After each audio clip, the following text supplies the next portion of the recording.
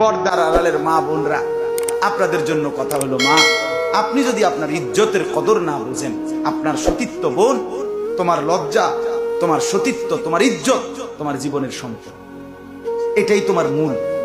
তুমি যদি ইজ্জত হারিয়ে ফেলো, তুমি যদি লজ্জা হারিয়ে ফেলো, তুমি যদি নিজের সতীত্ব নষ্ট করে ফেলো, তাইলে তোমার জীবনের সব শেষ।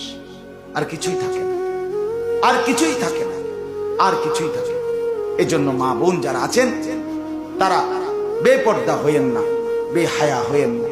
নির্দিষ্ট জায়গায় গোসলখানা ঢাকা চতুর্দিকে, এরকম জায়গায় অবশ্যই গোসল করবেন। খোলামেলা জায়গায় গোসল করবেন না। এবং আল্লাহর কোরআন, তাসবিহ, জিকির, আল্লাহর দ্বীন পড়বেন, শিখবেন।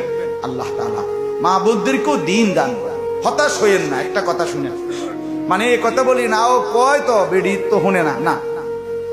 আমনে আল্লাহর জমিনে যদি সব নাফরমান হয়ে যাইতো, তো এতদিনে আসমান শেষ হয়ে যেত। কথা বলেন না কেন?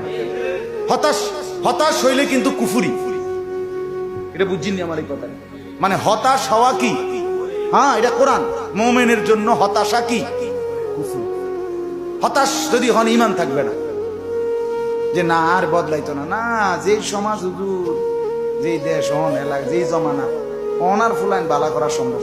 তার মানে আপনি কি হতাশ? আপনার ঈমান নেই। হতাশার কোনো সুযোগ নেই। আপনি বলতে থাকেন, আপনি ফিকির করতে থাকেন, ফায়সালা আল্লাহর হাতে। ঠিক কিনা বলেন?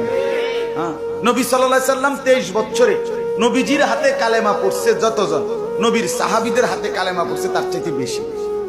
হ্যাঁ, কিন্তু মানে কি?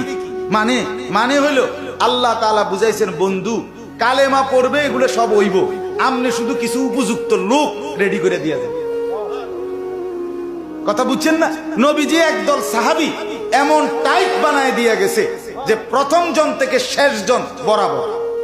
প্রথম জন নামাজি 5 ওয়াক্ত, শেষ জন কি নামাজি 5 ওয়াক্ত। প্রথম জন তাহাজ্জুদ পড়ে রাত্রি গভীরে, শেষ জন পড়ে।